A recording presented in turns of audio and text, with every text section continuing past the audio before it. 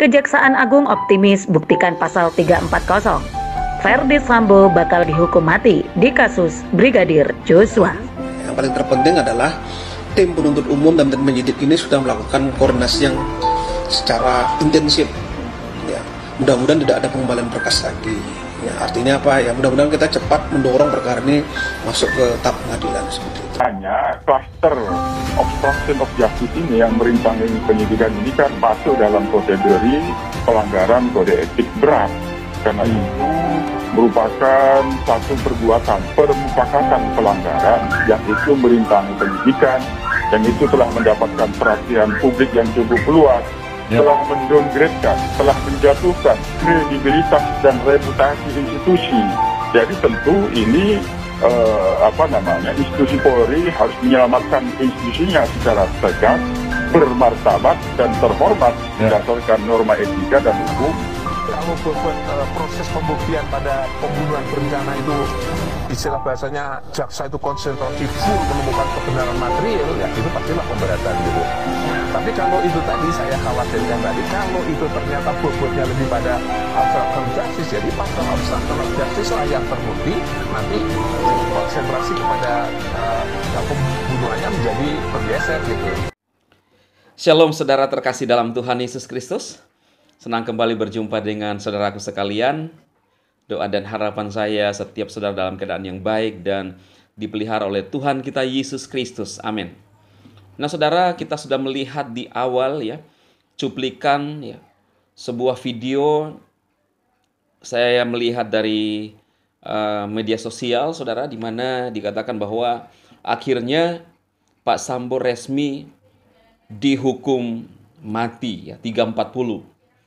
Apakah ini benar-benar akan diterapkan oleh hakim, saudara? Artinya ini sangat menyakitkan bagi pelaku, untuk harus menerima konsekuensi ini, Dan beberapa kali saya membahas daripada Pak Sambo mendapat reaksi dari saudara-saudara sekalian, Tetapi menurut saya sebagai hamba Tuhan perlu menyampaikan satu kebenaran bagi saudara sekalian atau juga Pak Sambo untuk sungguh-sungguh ini menjadi suatu bahan perenungan. Kalau memang terjadi pasal 340, maka tentunya akan sangat menyedihkan saudara. Ini menjadi pembelajaran bagi siapapun dan juga kepada kepolisian, khususnya oknum-oknum polisi untuk tidak semena-mena. Dan beberapa hakim yang juga memberikan pendapat bahwa ini harus diproses dengan serius untuk bisa memberikan kepercayaan kepada publik,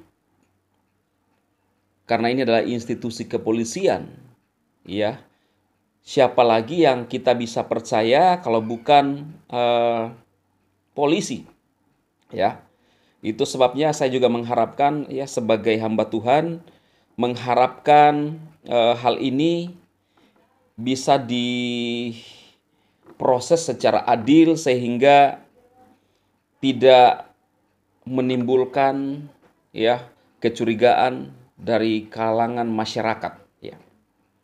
Saya sering menyampaikan kepada saudara bahwa kita harus mengampuni, memaafkan, tetapi terlebih daripada itu banyak sisi yang harus kita perhatikan di sini.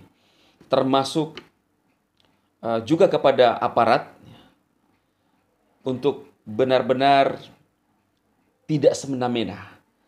Bahwa tidak serta-merta ketika kita sudah punya gelar atau bintang, pangkat itu, maka kita punya kekuasaan. Ingat saudara bahwa setiap kejahatan itu, dan selama kita masih manusia, istilah rekan-rekan atau teman-teman biasanya di atas langit masih ada langit. Artinya apa saudara? Kita ini manusia penuh dengan keterbatasan. Toh kalau misalnya mungkin tidak ada yang bisa menghakimi kita, seolah-olah kita merasa bahwa kita ini berkuasa. Ingat bahwa kita akan diperhadapkan kepada suatu pengadilan yang tidak bisa kita hindari. Nah, jadi judul video saya ini adalah akhirnya Pak Ferdy Sambo resmi dihukum mati, hukum pasal 340, tanda tanya ya saudara, masih tanda tanya. Ini pesan terakhir saya sebagai hamba Tuhan ya. Jadi pesan saya adalah sering saya mengatakan bahwa saudara bisa men-share video ini agar bisa sampai ke mungkin Pak Sambo atau istri atau pelaku-pelaku lainnya atau juga anak Pak Sambo.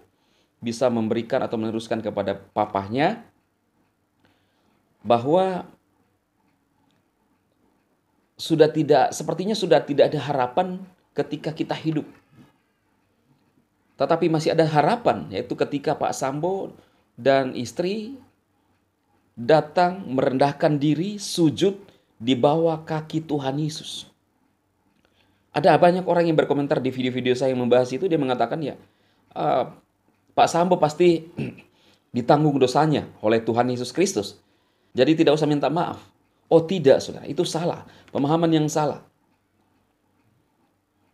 Kita tahu bahwa kita memiliki dosa keturunan. Dosa yang kita warisi dari pelanggaran satu orang. Maka itu kita butuh penyelamat untuk menyelamatkan dosa kita yang kita warisi. Nah, setelah kita bertobat, ya entah kita lahir sebagai orang Kristen, apakah sudah pernah menyadari itu? Ya kalau belum, ya sadarilah hari ini. Harus percaya Yesus, sungguh-sungguh bertobat. Ya, merendahkan diri, akui semuanya, kesalahannya. Karena ini adalah, kalau menurut saya, dosa yang sangat besar, saudara. Tetapi di hadapan Tuhan, dosa besar, sedang, kecil, semuanya dosa. Cuma saja karena di pemandangan manusia, ini sesuatu hal yang fatal. Lalu kemudian juga berhadapan dengan orang-orang Batak, saudara. Ya memang persekutuannya itu, persatuannya sangat kuat. Nah, inilah yang membuat masalah ini semakin terus bergulir. Dan tanpa itu pun harusnya memang harus diproses secara benar. Maka itu pesan saya kepada Pak Sambo. Datang kepada Tuhan, akui segala kesalahan itu, perbuatan itu, ya. Kalau memang pasal 340 diterapkan, akui itu. Tuhan sanggup mengampuni, persiapkan diri. Tuhan pasti mengampuni, Tuhan pasti menerima. Kalau masih ada, saya rasa saudara, hukuman 340, hukuman mati, dan hukuman seumur hidup tidak jauh beda. Ya, kenapa? Ya masing-masing punya kelebihan di sana. Ya kan? Tetapi apapun itu yang terjadi, satu pesan saya kepada Pak Sambo dan semua yang terlibat di dalamnya. Bertobat, datang kepada Tuhan Yesus, akui, jangan membuat kebohongan demi kebohongan lagi, dan minta ampun. Pasrah, sungguh-sungguh. Sungguh-sungguh. Bukan karena hanya menghindar dari hukuman yang tersedia di dunia ini. Tetapi terlebih itu hukum akhirat. Dan saudara-saudara yang terus juga membuli, stop. Kita doakan supaya Pak Sambo kuat bersama istri dan teman-teman yang melakukan pembunuhan.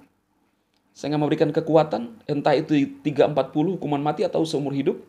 Supaya sanggup menghadapi semuanya ini.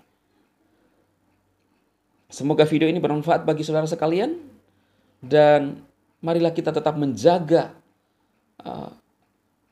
hidup kita, menjaga hati kita. Agar kita tidak terjerumus di dalam kejahatan-kejahatan yang membawa kita kepada malapetaka selama hidup di dunia ini.